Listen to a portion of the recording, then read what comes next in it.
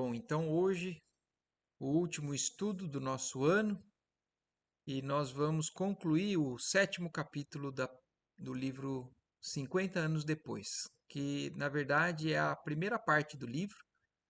Na semana passada nós estávamos, já no início desse capítulo que se chama Nas Festas de Adriano. Adriano é o imperador e a gente estava acompanhando justamente a aflição da Alba Lucínia com relação à expectativa de que a Cláudia Sabina, mais uma vez, pediu ao imperador a presença do Elvídio Lúcio nos projetos do imperador à distância, na viagem. Então, a Alba Lucínia, quando fica sabendo, ela resolve ir pedir ajuda para a própria Cláudia Sabina, tentar sensibilizar o coração da Cláudia Sabina. E a Cláudia Sabina, na verdade, é irônica, acaba tentando até inverter a situação, falando com relação ao sentimento que o marido dela, o prefeito Lólio Úrbico, sentia por outra mulher e deixando claro que era a Alba Lucínia. Então, quando ela faz essa pergunta, a Alba Lucínia não consegue responder. A Cláudia Sabina fala justamente: o seu silêncio, murmurou Sabina arrogante, dispensa maiores explicações. E aí, então, naquele momento, a Alba Lucínia vê, que não é possível, então, o que ela estava imaginando, nesse pedido de socorro. E aí, então, vamos seguir a partir desse momento. Emmanuel segue descrevendo. Alba Lucínia levantou-se de faces purpureadas, exclamando com dignidade: enganei-me lamentavelmente, supondo que a sinceridade de uma esposa honesta e mãe dedicada lhe comovesse o coração. Em troca de meus sentimentos leais, recolho insultos de uma ironia mordaz e injustificável. Não a condeno. A educação não é a mesma para todas as pessoas de uma comunidade social e temos de subordiná-la ao senso da relatividade. Além do mais, cada qual dá o que tem. E sem mesmo despedir-se, caminhou desassombradamente até o átrio onde a liteira a esperava, cercada de servos atenciosos, enquanto Cláudia Sabina, como que petrificada no seu ódio, ante a lição de superioridade e desprezo recebida, esboçava um riso nervoso que explodiria logo após ensaraivada de impropérios contra as escravas.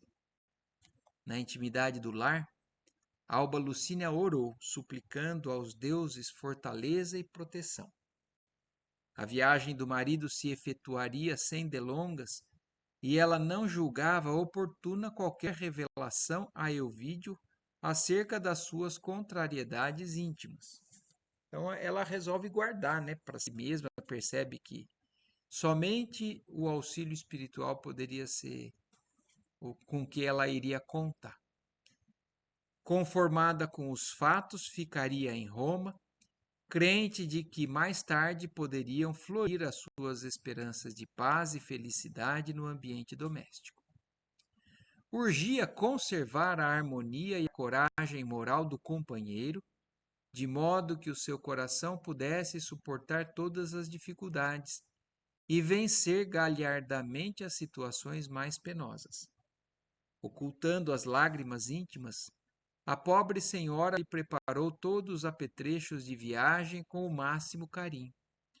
Elvídio partiria com o seu amor e com a sua confiança, e isso lhe devia bastar ao coração sensível e generoso.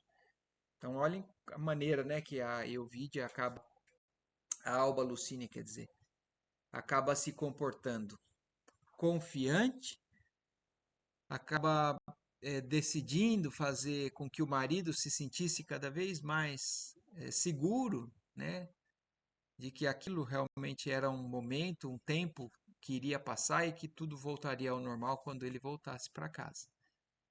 Entretanto, o último dia das festividades adrianinas alvorecera e os protocolos da corte obrigavam a Alba Lucínia a acompanhar o esposo nas derradeiras exibições do circo, onde Nestório e o filho deveriam ser sacrificados. Então, só lembrando, né? Os dois, tanto o pai quanto o filho, Nestório e o Ciro, que eram condenados, iriam ser realmente sacrificados nesse último dia dessas festas que eles estavam presenciando. A perspectiva de semelhante espetáculo gelava-lhe o sangue. Antevendo o horror das cenas brutais do anfiteatro, organizadas por espíritos insensíveis. Recordou-se de que, na antevéspera, acompanhara Euvídia e Caio Fabrícios ao Aventino para as despedidas do avô e de Célia, notando que a pobrezinha estava profundamente desfigurada pelas amarguras do seu grande e infortunado amor. O coração materno experimentava ainda o calor do abraço afetuoso da filha, que lhe dissera ao ouvido em voz quase imperceptível: no último espetáculo, Ciro morrerá. Revia-lhe os olhos úmidos ao dar-lhe resignada semelhante notícia, lembrando ao mesmo tempo a generosidade com que Célia acolhera a aventura da irmã, que sorridente, feliz, partia para as delícias de Capua, com os seus votos fraternos de felicidade e de paz. Alba Lucínia meditou longamente os dolorosos problemas que lhe atormentavam o espírito, ponderando a necessidade de ocultá-los, dia a dia sob o véu das alegrias disfarçadas e mentirosas, e demonstrando-se amargurada nos porquês do sofrimento e nos contrastes da sorte. Era, porém, imprescindível que buscasse modificar as suas disposições espirituais. Com efeito, daí a poucas horas Euvídio lhe recordava as obrigações protocolares, e não foi sem emoções penosas que ajustou a túnica de gala, entregando-se às escravas para as bizarras expressões do penteado de voga. Então, aqueles vestimentas, penteados, né, extremamente exóticos, que eram parte, né, do costume da época. À tarde, observada à risca a tradição dos cortejos, as alegrias populares desbordavam do circo, entre ditérios e gargalhadas. A caravana de César já havia chegado sob uma chuva de aplausos ensurdecedores. Num palanque dourado, Hélio Adriano cercava-se dos patrícios e dos augustinos de maior nomeada, entre os quais os personagens aristocráticos desta narrativa. Em torno da tribuna de honra estavam as vestais, formando um quadro magnífico e as fileiras hierárquicas dos mais altos representantes da corte. A descrição, né, desses detalhes com relação aos costumes da época, a como eram essas festas, os personagens, né, que faziam parte do Império Romano,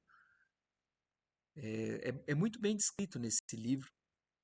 E um pouco nos ajuda assistindo esses filmes que retratam também essas, essa época, esses espetáculos no circo. Aliás, uma sugestão é o próprio filme do Gladiador, né? O filme que teve o número 1, né, há algum tempo atrás, e recentemente fizeram o Gladiador 2, que há poucas semanas estava no cinema. Então, é interessante a gente ver, não pela brutalidade, né, mas principalmente para reflexão com relação a esses costumes da época, aliás, até estudando um pouco, entrando na questão do que o Espiritismo nos traz de explicação nas questões do Livro dos Espíritos, principalmente na terceira parte do livro, né, que fala sobre as leis morais, a lei de destruição, que fala um pouco sobre as guerras, né, as barbaridades, as mortes, com a visão mais amplificada, né, com as explicações que os espíritos nos trazem. É só uma sugestão aqui que eu estou fazendo, porque eu procuro analisar sob esse ponto de vista quando eu assisto esses filmes que retratam esse tipo de nessa época. E aí, voltando. Senadores de mantos purpurinos, chefes militares com as suas armaduras prateadas e brilhantes, dignatários imperiais confundiam-se em linhas ordenadas simetricamente sobre um verdadeiro oceano de cabeças humanas, a plebe, que dava expansão à sua alegria. Então é importante a gente lembrar disso também, né? Se era um absurdo que os imperadores e os senadores e a grande parte, a gente não pode falar todos, né? Mas grande parte das, dos personagens da alta sociedade da época faziam e curtiam, a plebe também, a grande multidão também se divertia, também tinham a sede por esses espetáculos, também aplaudiam essas matanças, esses absurdos que aconteciam na época, né, com relação às caçadas, os duelos, as feras, né, os leões, as fogueiras, então uma série de coisas que eram para entretenimento de todas as classes sociais.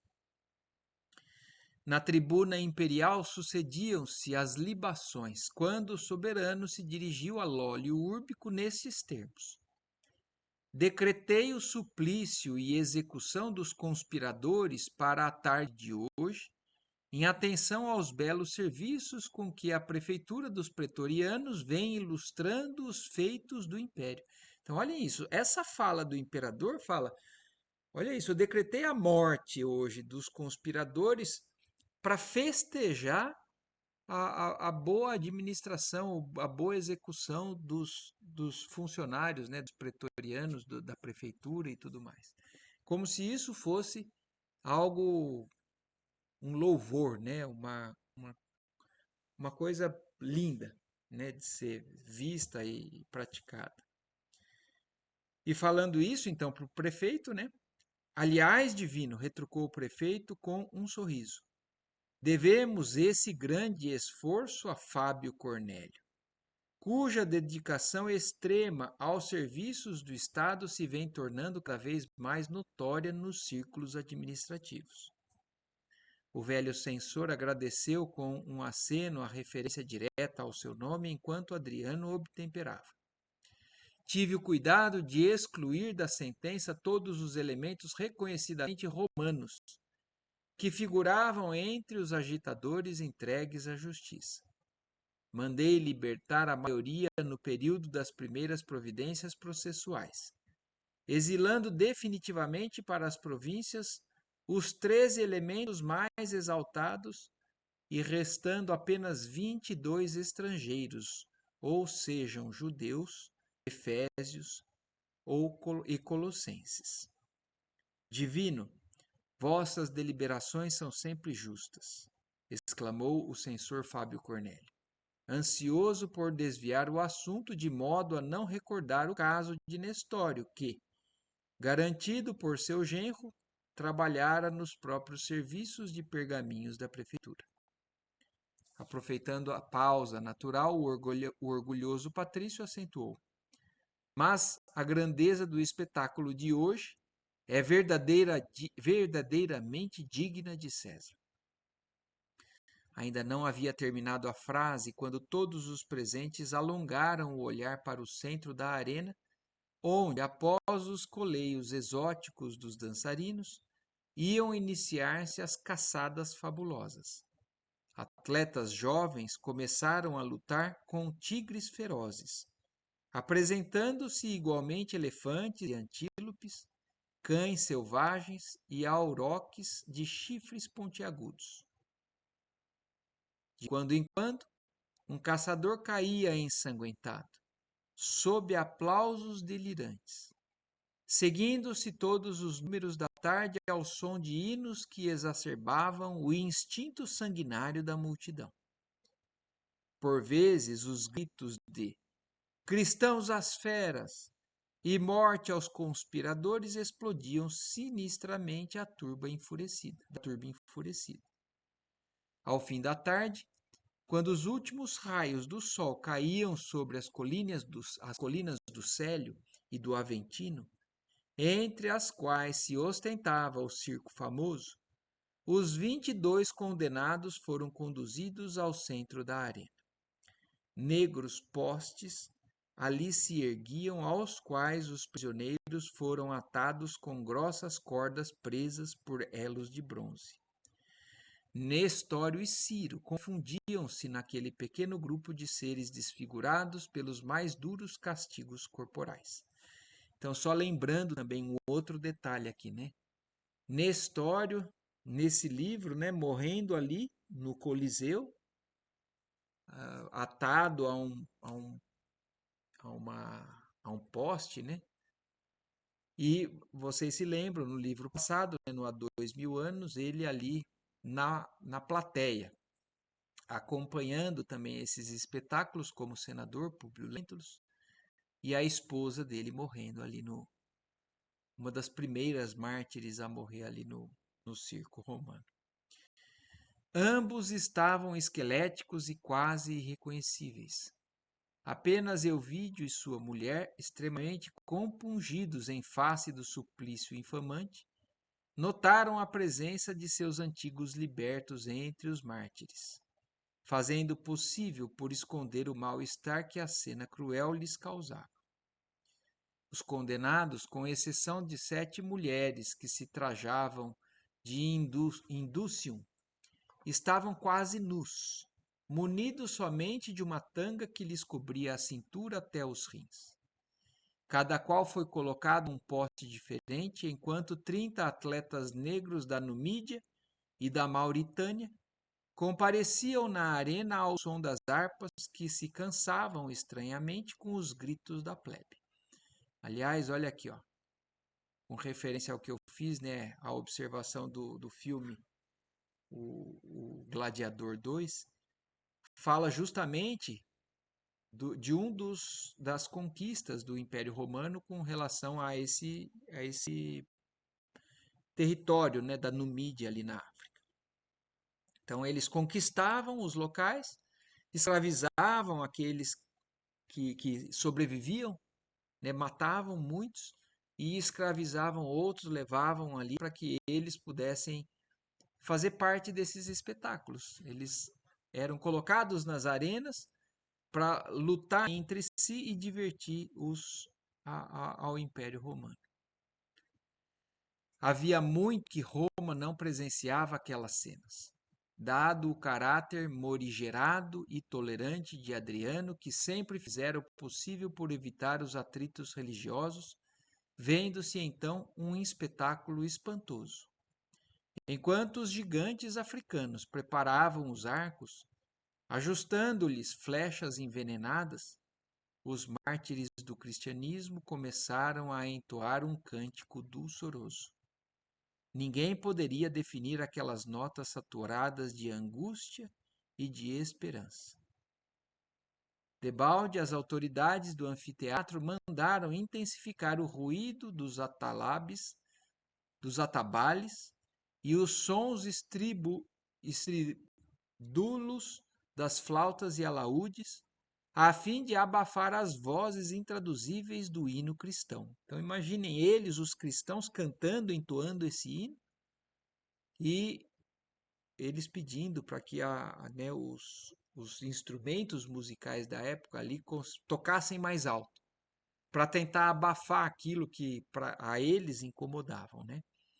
A harmonia daqueles versos resignados e tristes elevava-se sempre, destacando-se de todos os ruídos na sua majestosa melancolia.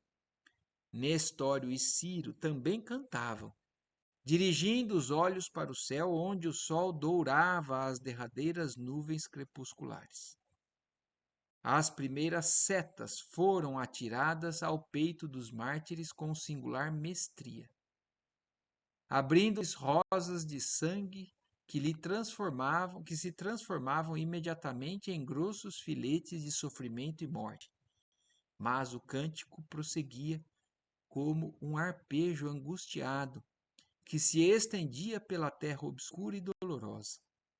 Na sua melodia misturavam-se indistintamente a saudade e a esperança, as alegrias do céu e os desenganos do mundo, como se aquele punhado de seres desamparados fosse um bando de cotovias apunhaladas, librando-se nas atmosferas da terra a caminho do paraíso.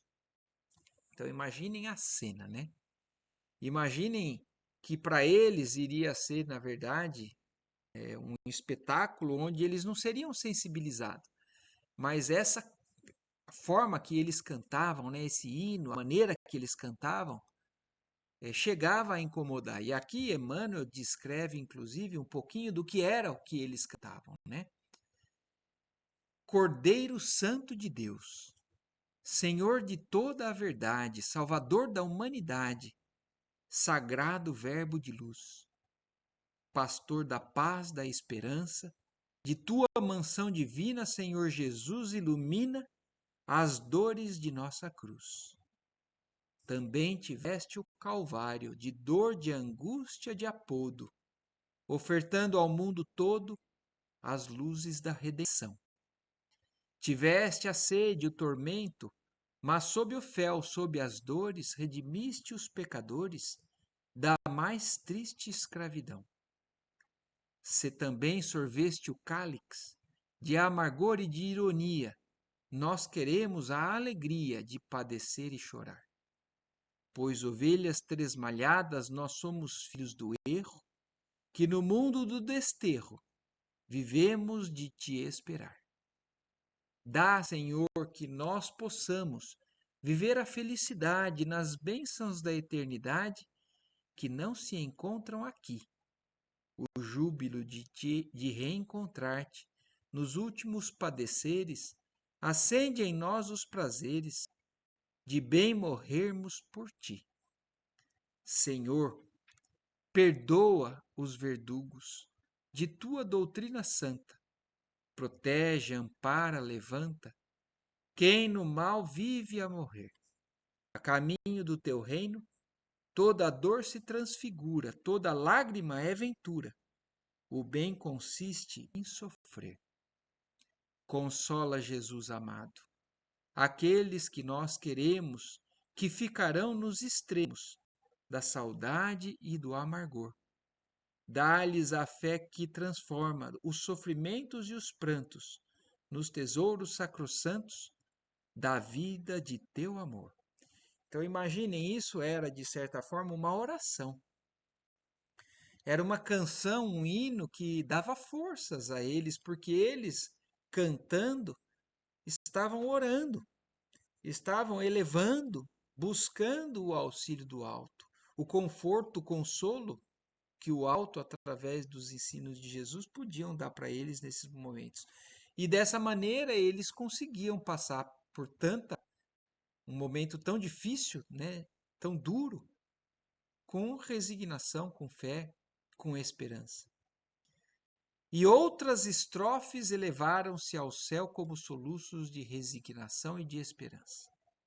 Com o peito crivado de setas que lhe exauriam o coração, e contemplando o cadáver do filho que expirara antes dele, dada a sua fraqueza orgânica, Nestório sentiu que um turbilhão de lembranças indefiníveis lhe afloravam ao pensamento já vacilante, confuso, nas vascas da agonia. Com os olhos sem brilho pelas ânsias de morte, arrebatando-lhe as forças, percebeu que a multidão que os apupava, escutando-lhe ainda os alaridos animalescos. Fitou a tribuna imperial onde, certo, estariam quantos lhe haviam merecido afeição pura e sincera, mas dentro de emoções intraduzíveis, viu-se também nas suas recordações confusas, na tribuna de honra, com a toga de senador enfeitado de púrpura. Então, olhem que interessante isso. O Nestório, nesse momento, né, nesse auge ali da morte dele, do desencarne, muita coisa passa pela cabeça dele. E ele começa a pensar nos queridos, naqueles que ele tinha um carinho muito grande ali, daquela encarnação, mas ao mesmo tempo ele começa a ter lembrança da encarnação passada dele, em que ele estava vivenciando tudo isso, só que do outro lado. Coroado de rosas, aplaudia também ele a matança de cristãos, que sem os postes do suplício nem flechas envenenadas ali transpassarem o peito, eram devorados por feras hediondas e insaciáveis. Olhem a lei, né, da ação e reação. Ele vivenciando exatamente aquilo que na encarnação passada ele estava aplaudindo, até que depois, né, ele venha a ter consciência de que a esposa estava ali no meio, mas em uma encarnação de um lado e em outra encarnação sofrendo as consequências daquilo que ele já tinha provocado, né? Desejou andar, mover-se, porém ao mesmo tempo sentia-se ajoelhado junto de um lago extenso diante de Jesus Nazareno, cujo olhar doce e profundo lhe penetrava os recônditos do coração. Vocês se lembram da parte, a cena, né, do livro passado, do Há 2000 anos, em que o senador encontra com Jesus na beira do lago, né? Jesus dá a opção para ele, né? Oferece a oportunidade para ele seguir naquele momento e ele, por orgulho, acaba atrasando e se comprometendo a ponto de ter que passar por isso. Se ele talvez tivesse seguido Jesus naquele momento, nada disso seria necessário para que ele passasse, para aprender, né? Através da expiação. Genuflexo estendia as mãos para o mestre divino, implorando amparo e misericórdia. Lágrimas ardentes queimavam-lhe as faces descarnadas e tristes. Aos seus olhos moribundos, as turbas furiosas do circo haviam desaparecido. Então é como se espiritualmente ele já tivesse, então, deslocado dali onde estava acontecendo a morte, né, o desencarne, o sofrimento do corpo dele. Então, espiritualmente, ele já estava se vendo na presença de Jesus e dessa vez suplicando misericórdia, o amparo e misericórdia do Cristo. Foi quando um vulto de anjo ou de mulher caminhou para ele, estendendo-lhe as mãos carinhosas e translúcidas. O mensageiro do céu ajoelhara-se junto do corpo ensanguentado e afagou-lhe os cabelos, beijando-os suavemente. O antigo escravo experimentou a carícia daquele ósculo divino e seu espírito cansado e enfraquecido adormeceu de leve, como se for uma criança. Em toda a arena vibraram radiações invisíveis dos mais elevados planos da espiritualidade.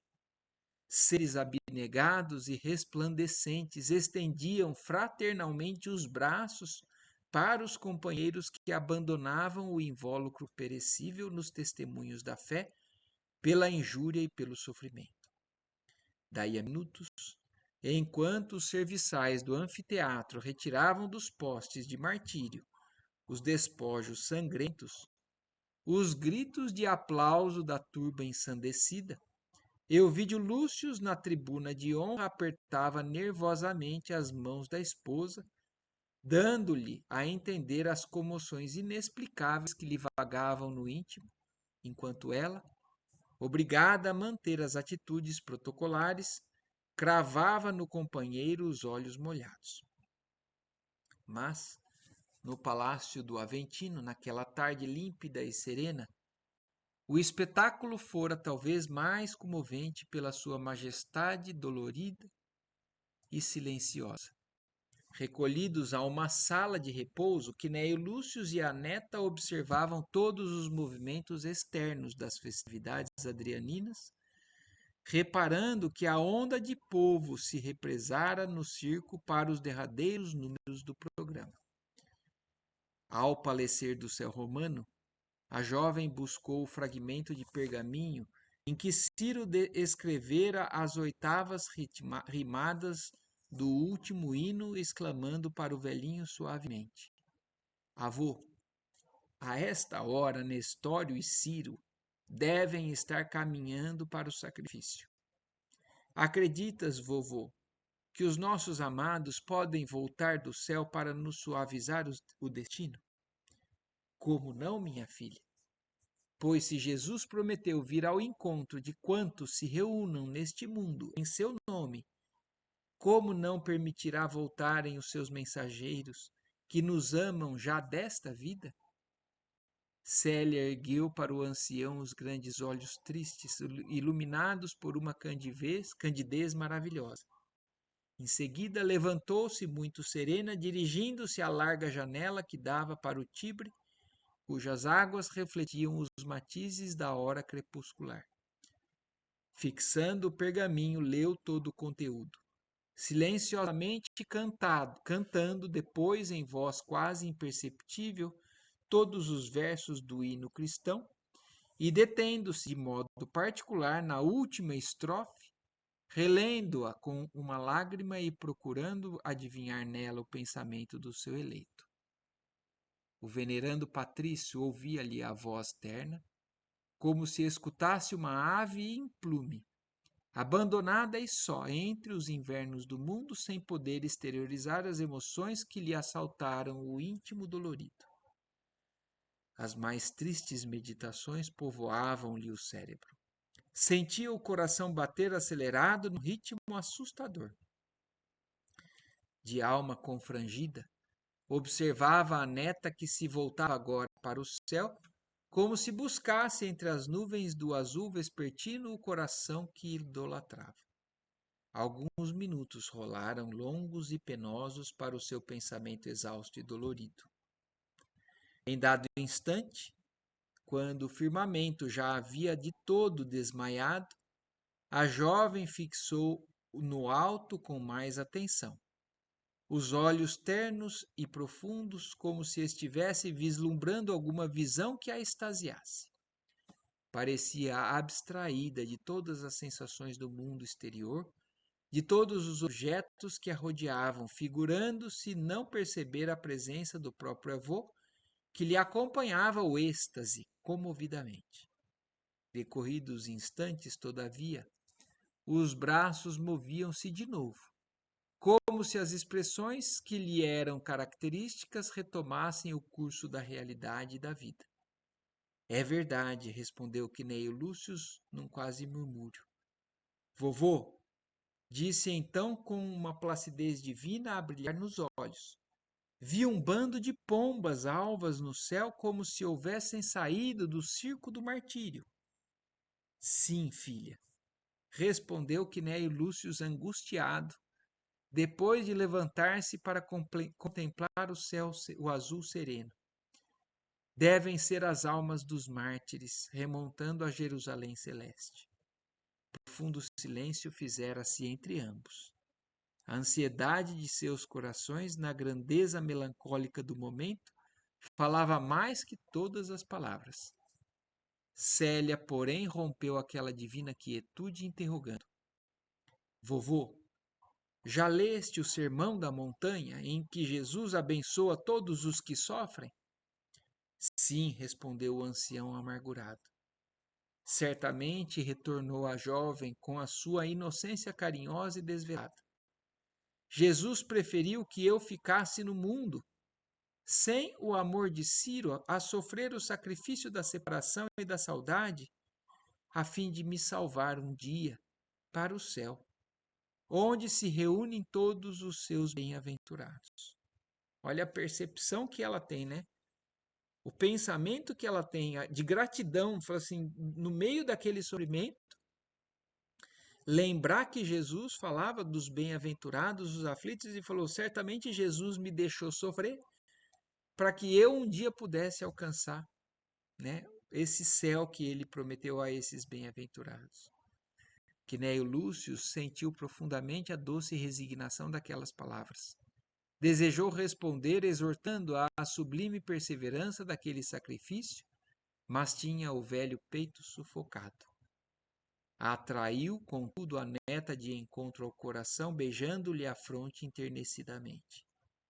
Seus cabelos brancos misturavam-se com a farta cabeleira jovem, como se a sua velhice veneranda fosse uma noite estrelada osculando uma aurora. Ao longe, ouviam-se ainda as últimas algazarras do povo, mas o firmamento de Roma tocara-se de uma beleza sublimada e misteriosa.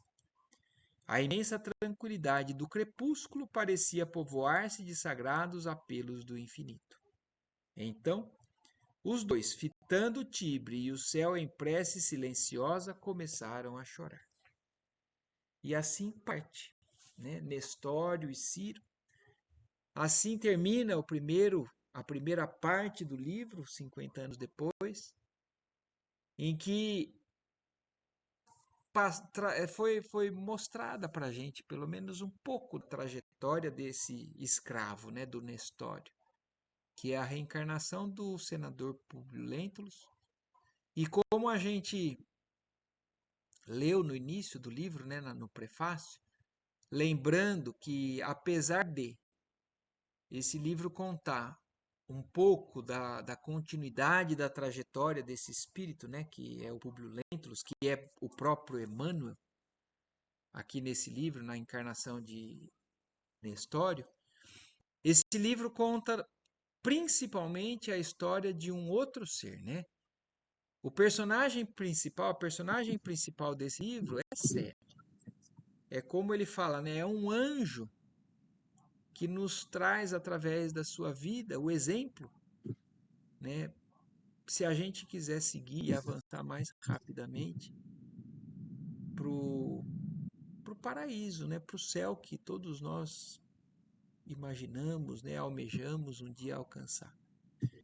E aqui então termina a primeira parte com a Célia ficando encarnada entre eles. E na segunda parte nós vamos então entender a sequência de vida dela. Mas Nestório e Ciro ali então desencarnam nesse momento. Certo, gente? Certinho, Marco.